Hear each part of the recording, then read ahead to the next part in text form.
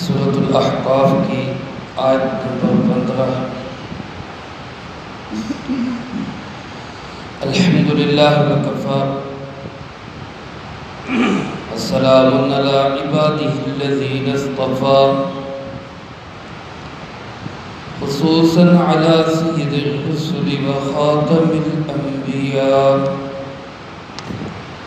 وعلى آلہ واصحابہ الاتقیاء اما بعد فاعوذ باللہ من الشیطان الرجیم بسم اللہ الرحمن الرحیم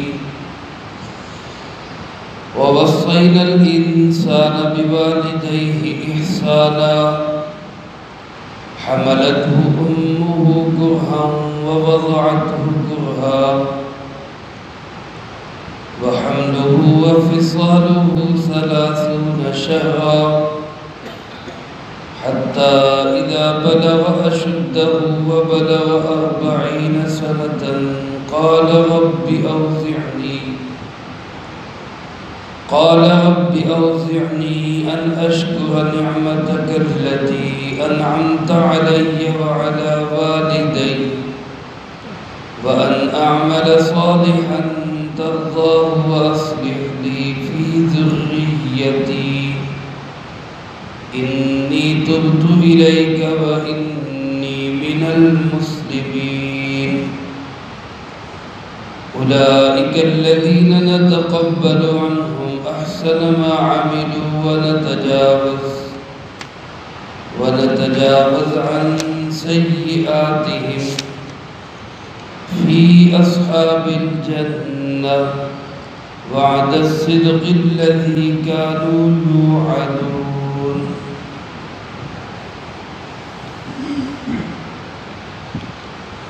ووصينا الإنسان بوالديه إحسانا،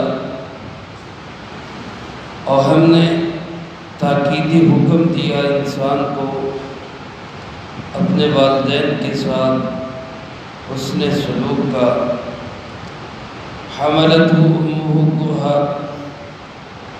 اس کی ماں نے اس کو اٹھایا ناگواری کے باوجود، ووضعته كرها، اور اس کو جنم دیا تکلیف کے باوجود، وحمله وفصاله 30 شهرا، اور اس کا اٹھانا اور دودھ چلانا 30 مہینے میں ہوا۔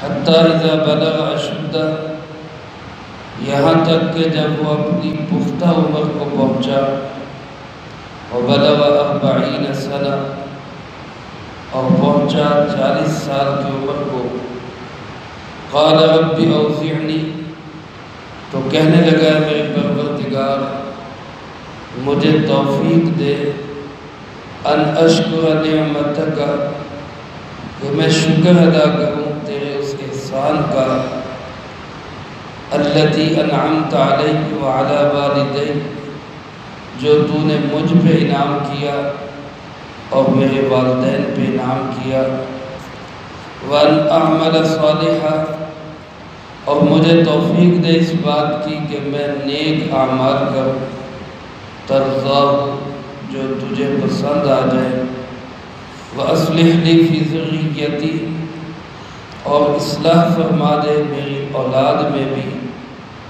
اِنِّی تُبْتُ إِلَيْكَ، بے شک میں تیری طرف ہی رجوع کرتا ہوں، وَإِنِّی مِنَ الْمُسْلِمِينَ، اور یقیناً میں مسلمانوں میں سے ہوں۔ أُولَئِكَ الَّذِينَ نَتَقَبَّلُ عَنْهُمْ، یہی وہ لوگ ہیں کہ قبول کریں گے ہم ان کے احسن ما عملوا، اعمال میں سے سب سے بہترین عمل، ونتجاوز عن سیئاتہم، اور درگزر کریں گے ہم ان کی برائیوں سے، فی اصحاب الجنہ، اور یہ جنت والوں میں ہوں گے، وعد الصدق الذی کانوا یوعدون، سچا وعدہ ہے ان سے جو یہ وعدہ کیا جا رہا ہے۔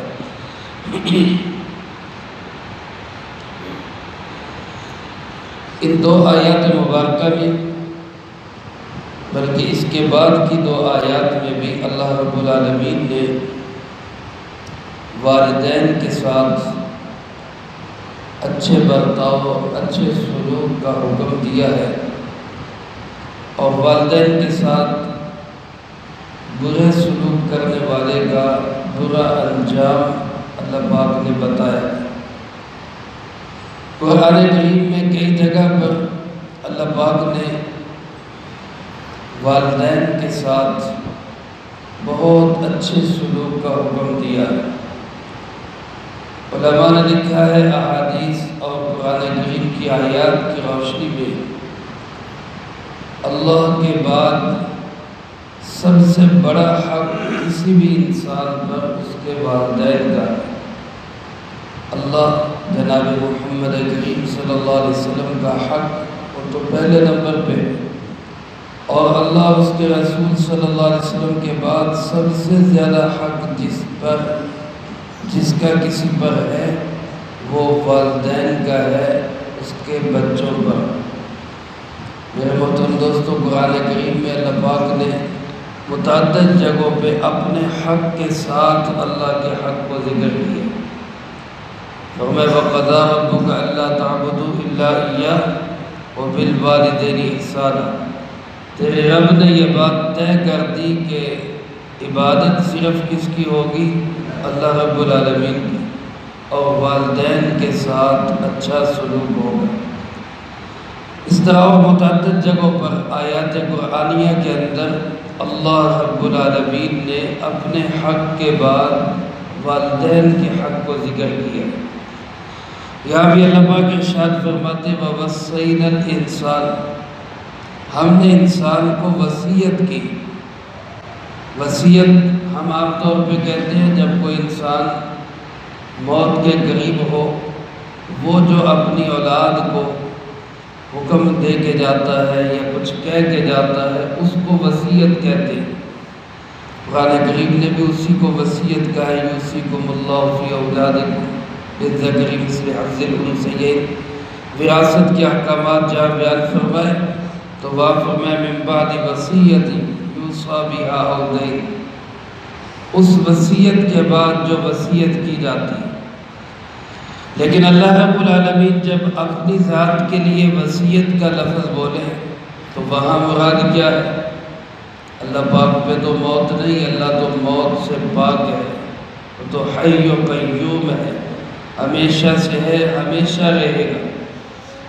تو وصیت کا معنی یہاں تاکیدی حکم، انتہائی سخت حکم، کیونکہ جو بات جو حکم کوئی فوت ہونے والا اپنی وفات کے قریب اپنی اولاد کو دیتا ہے اس کا مطلب بھی ہوتا ہے کہ اس پہ بہت عمل کرنا۔ تو اللہ رب العالمین نے بھی وصیت کا لفظ بول کے گویا اشارہ کیا کہ انسان اس چیز کا تجھے تاکیدی حکم کیا جاتا ہے، بہت سخت حکم دیا جاتا ہے، سختی سے اس پہ عمل کرنا۔ اور وہ کیا ہے؟ فرمایا بِوَالِدَيْهِ إِحْسَانًا، والدین کے ساتھ احسان کا معاملہ کرنا۔ میرے عزیز دوستو، بالخصوص میرے نوجوان دوستوں، طالب علم ساتھیوں، اللہ رب العالمین نے قرآن کریم میں کہیں بھی والدین کے ساتھ برابری کے سلوک کا حکم نہیں دیا، والدین کے ساتھ برابری کرنا، بلکہ جہاں بھی فرمائے وہاں کیا فرمائے؟ احسان، حسنہ، احسان کرنا۔ احسان کا مطلب کیا؟ کہ والدین اگر محسوس بھی ہو، ایسا لگے بھی کہ والدین میرے حق میں کوتاہی کر رہے ہیں، میرا حق ادا نہیں کر رہے، تو پھر بھی اولاد کو حکم یہی ہے کہ وہ والدین کے ساتھ اچھا برتاؤ کرے۔ حتیٰ کہ سورۃ لقمان میں اللہ رب العالمین نے یوں بھی فرمایا کہ اگر والدین وہ کفر اور شرک کی طرف بھی بلائے، اللہ کی نافرمانی کا بھی حکم دے، شریعت کے خلاف بھی حکم دے، تو وہاں اطاعت تو نہیں کرنی، فلا تطیعہما، ان کی بات تو نہیں ماننی، خلاف شریعت امور میں والدین کی اطاعت تو نہیں کرنی، اللہ کا حکم توڑ کر کسی کی بات ماننے کی اجازت نہیں ہے۔ لا طاعت لمخلوق فی معصیت الخالق، اللہ کی نافرمانی کر کے کسی بھی مخلوق کی فرما برداری کی اجازت نہیں ہے، لیکن ساتھ یہ فرمایا وَصَاحِبْهُمَا فِي الدُّنْيَا مَعْرُوفًا، والدین کی غلط اور خلاف شریعت بات تو نہیں ماننی، لیکن ان کے ساتھ دنیا میں اچھا برتاؤ کرنا، والد کفر میں بھی ہوں تب بھی ان کے ساتھ اچھا معاملہ کرنا، حسن سلوک کا حکم۔ میرے محترم دوستو، اللہ رب العالمین نے والدین کے ساتھ بہت اچھے سلوک کا ہمیں حکم دیا اور ساتھ اس کی وجہ بیان فرمائی، وجہ بیان فرمائی حملتہ امہ کرہا ووضعتہ کرہا، اس کی ماں نے اس کو اٹھایا کرہن، ناپسندیدگی کی حالت، یعنی تکلیف میں۔ ظاہر ہے جب ماں بچے کو حمل ہوتا ہے اور اٹھاتی ہے تو اس میں ایک بڑی تکلیف ہے، بڑی اذیت برداشت کرتی ہے، اور پھر جب وہ جنم دیتی ہے ووضعتہ کرہا، پھر دوبارہ تکلیف برداشت کرتی ہے، تو اس کی تکلیفوں کا یہ حق ہے کہ اس کے ساتھ اچھا سلوک کیا جائے۔ یا اگر ہم غور کریں تو قرآن کریم کی آیت میں اللہ پاک نے والد کا ذکر تو ایک ہی دفعہ کیا، وَوَصَّيْنَا الْإِنسَانَ بِوَالِدَيْهِ، والدین میں والد بھی آگے والدہ بھی آگے۔ آگے جو تکلیف کا ذکر کیا تو وہ 2 دفعہ والدہ کا ہی ذکر کیا، حملتہ امہ کرہا ووضعتہ کرہا، ماں کی تکلیفوں کا ذکر کیا۔ تو علماء فرماتے ہیں اسی آیت مبارکہ سے اور پھر رسول اللہ صلی اللہ علیہ وسلم کی حدیث مبارک سے یہ پتہ چلتا ہے کہ والدہ کا حق خدمت کے اعتبار سے والد سے بھی زیادہ ہے۔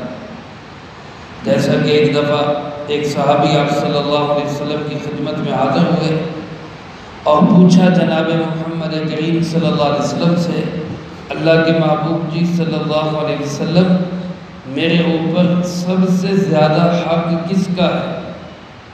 سب سے زیادہ حق کس کا ہے؟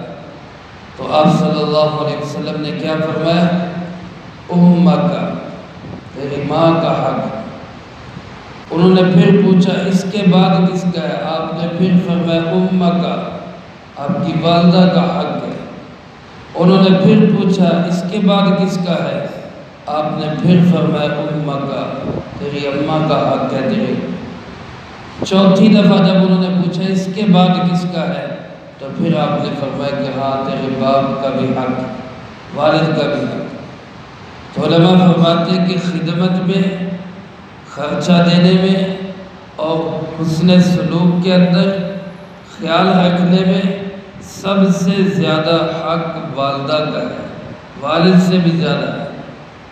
ہاں ادب و احترام میں اور عزت دینے میں انسان کو والد کو زیادہ ادب و احترام اور عزت دینی چاہیے، کیونکہ والد گھر کا سربراہ ہے۔ الرجال قوامون علی النساء، مرد وہ گھروں کے سربراہ ہے۔ عزت، احترام، ادب یہ تو انسان زیادہ کرے والد کا، لیکن خدمت، خیال، تحفہ، تحائف یہ زیادہ کرے والدہ کے ساتھ۔ اسی طرح حدیث پاک میں آتا ہے، آپ صلی اللہ علیہ وسلم نے ارشاد فرمایا، رضا الرب فی رضا الوالد وسخط الرب فی سخط الوالد۔ اللہ کی رضامندی باپ کی رضامندی کے اندر ہے، یعنی باپ راضی ہے تو اللہ بھی راضی ہے۔ وسخط الرب فی سخط الوالد، اور اللہ کی ناراضگی والد کی ناراضگی کے اندر ہے۔ باپ ناراض ہے تو اللہ بھی ناراض ہے۔ اور مشہور حدیث ہے، آپ حضرات سنتے رہتے ہیں، آپ صلی اللہ علیہ وسلم جب ممبر پہ چڑھے تو آپ نے 3 دفعہ آمین فرمایا۔ پہلی سیڑھی پہ قدم رکھا تو فرمایا آمین، پھر دوسری پہ قدم رکھا تو پھر فرمایا آمین، پھر تیسری پہ قدم رکھا تو پھر فرمایا آمین۔ جب بعد میں صحابہ نے پوچھا اللہ کے محبوب جی صلی اللہ علیہ وسلم یہ کیا عمل تھا، اس کی کیا حقیقت تھی، تو آپ نے فرمایا جب میں ممبر کی پہلی سیڑھی پہ چڑھا، دوسری پہ چڑھا، پھر تیسری پہ چڑھا، تینوں جگہ پہ جبرائیل علیہ السلام میرے پاس آئے اور ایک ایک بد دعا کی، ان بد دعاؤں پر میں نے آمین کہی۔ اندازہ کریں کہ وہ کتنے سخت عمل ہوں گے جن کے نہ کرنے پہ جبرائیل علیہ السلام بد دعا کر رہے اور جناب نبی پاک صلی اللہ علیہ وسلم اس پہ آمین کہہ رہے۔ ان میں سے ایک عمل یہی کہ جو بچہ، جو نوجوان اپنے والدین کو بڑھاپے کی حالت میں پائے اور ان کی خدمت کر کے اللہ کو راضی نہ کر سکے، اللہ کے مقرب فرشتے جبرائیل علیہ السلام نے کہا کہ یہ بندہ ہلاک ہو جائے، اس پہ آپ صلی اللہ علیہ وسلم نے فرمایا آمین، یعنی ایسا ہی ہو۔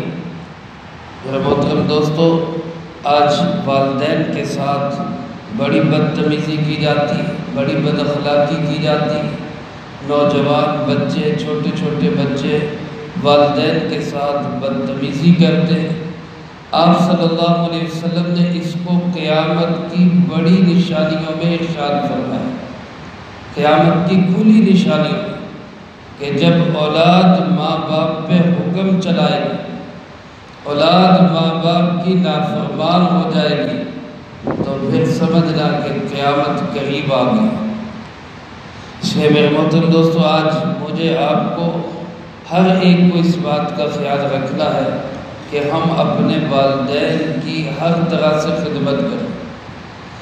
اس لیے حضرت سیدنا عمر فاروق رضی اللہ تعالیٰ عنہ کے زمانے میں ایک نوجوان کی شکایت آئی، والدہ کو ستاتا ہے، والدہ کو تنگ کرتا ہے، تو حضرت عمر رضی اللہ تعالیٰ عنہ نے اس کو بلوایا، ماجرا سنا۔ جب پتہ چلا کہ بات صحیح ہے تو سزا کیا دی حضرت عمر نے؟ فرمایا اس کے پیٹ پہ پانی کا مشکیزہ باندھ دو، اس کے پیٹ کے اوپر پانی کا مشکیزہ باندھ دو اور اس کو کہو کہ اسی طرح تم نے رہنا، ایسے ہی چلنا پھرنا، ایسے ہی کھانا پینا، ایسے ہی کام کرنے۔